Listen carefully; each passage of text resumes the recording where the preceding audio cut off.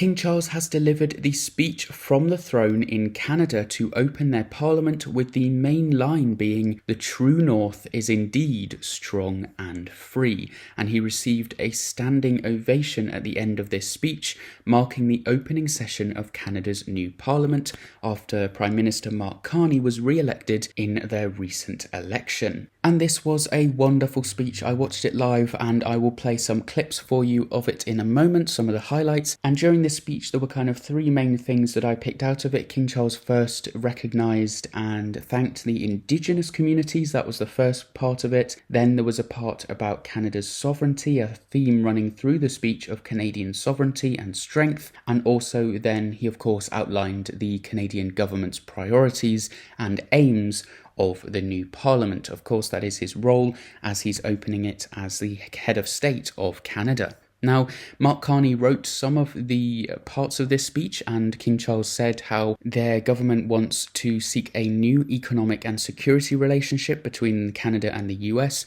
rooted in mutual respect that will benefit both sovereign nations. Now, this is very carefully worded, but very powerful actually. I was listening to some of the commentators after the speech, and they said that they were surprised how strong of a message King Charles put out in this speech, subtly aimed at the United States and their threats to annex Canada as the 51st state. He also says the Canadian government will unleash a new era of growth that will ensure we don't just survive ongoing trade wars, but emerge from them stronger than ever. And he concluded with saying, quote, "As the anthem reminds us, the true north is indeed strong and free." And it was at that point he had a massive round of applause and then some ending comments saying, thank you for the opportunity, for the warm welcome and things like that. And Canada has a special place in his heart. And at the very end, he received a standing ovation. I wish to express to you and to the people of Canada my heartfelt gratitude, and that of my wife, for the warmth of the welcome which we have received. As the anthem reminds us, the true north is indeed strong and free.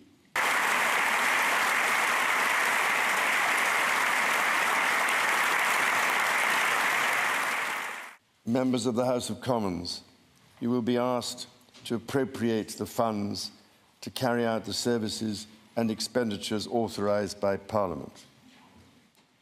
May you honour the profound trust bestowed upon you by Canadians. And may God bless and guide you in all your duties.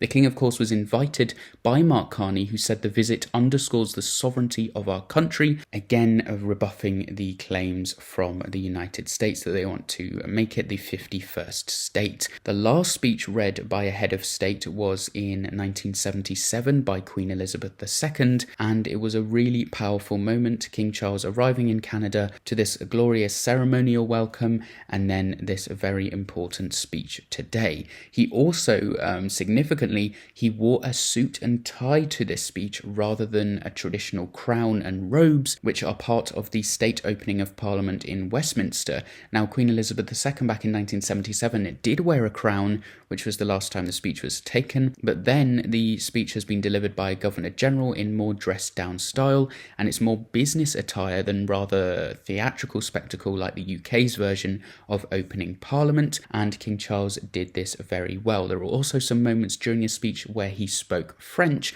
because of course Canada is a bilingual country and they have Quebec there that is French Canadian, so that is a very important part of their culture as well. I've always had the greatest admiration for Canada's unique identity, which is recognised across the world for bravery and sacrifice in defence of national values and for the diversity and kindness of Canadians. To the First Nations, Inuit and Métis peoples, you have welcomed my family and myself to your traditional lands with great warmth and hospitality. for which I am humbly grateful. Aujourd'hui, je vois des Today, élus venant I see d'un bout à representatives l'autre du from Canada, every part of Canada, de Saint-Jean's, from St. John's, Terre-Neuve et Labrador, Newfoundland and Labrador, de Victoria, to Victoria, Colombie-Britannique British Columbia, et d'Arviat and Arviat au Nunavut. in Nunavut. Je vois des gardiens I see the guardians et of the libertés fundamental garanties rights and freedoms par la Charte guaranteed canadienne. in the Canadian Charter. En tant que roi, And as King, je tiens à vous remercier I thank you de for vous your mettre au service service to your de vos fellow compatriotes Canadians d'un bout across the ou length l'autre and de ce breadth grand of this et beau vast pays. and great nation.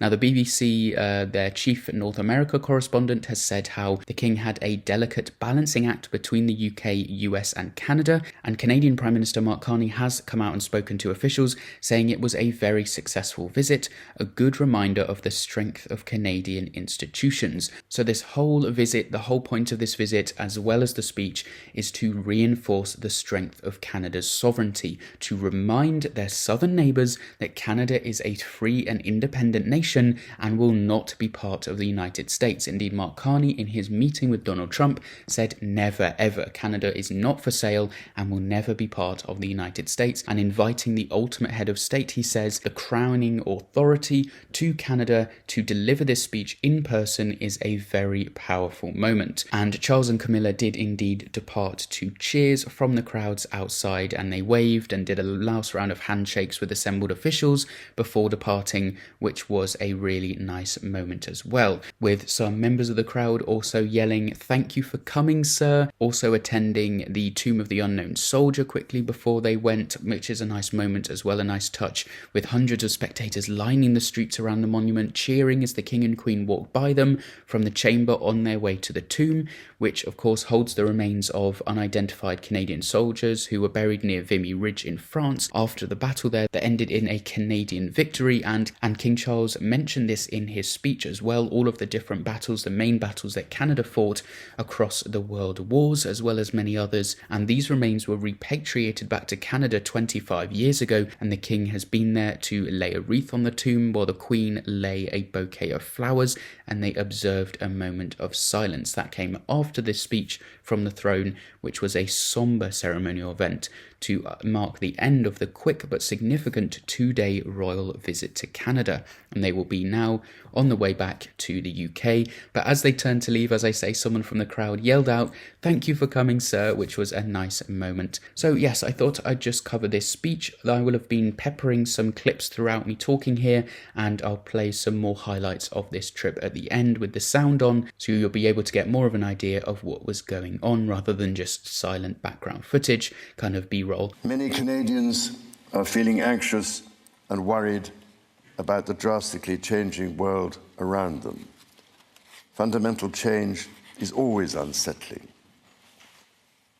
Yet this moment is also an incredible opportunity, an opportunity for renewal, an opportunity to think big and to act bigger, an opportunity for Canada to embark on the largest transformation of its economy since the Second World War.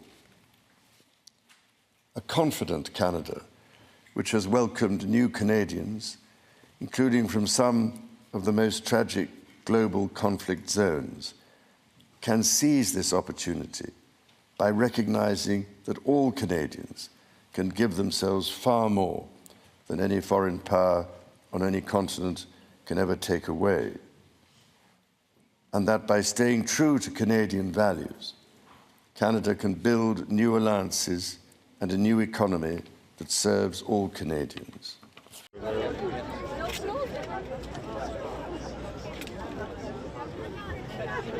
Still.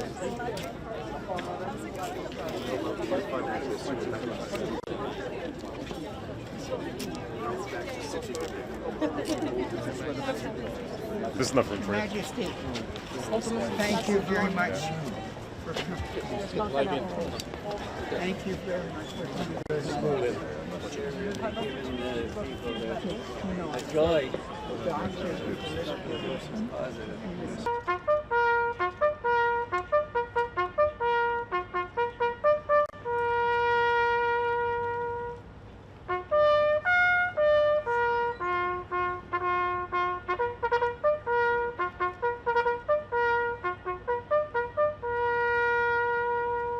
So I hope you've enjoyed this video. I gave kind of a quick rundown on what I thought of the speech and what King Charles said in it and the significance geopolitically. So I hope you'd enjoyed this video. If you did, give me a like and subscribe. I would much appreciate that. Thank you very much for watching, and I will see you in the next one.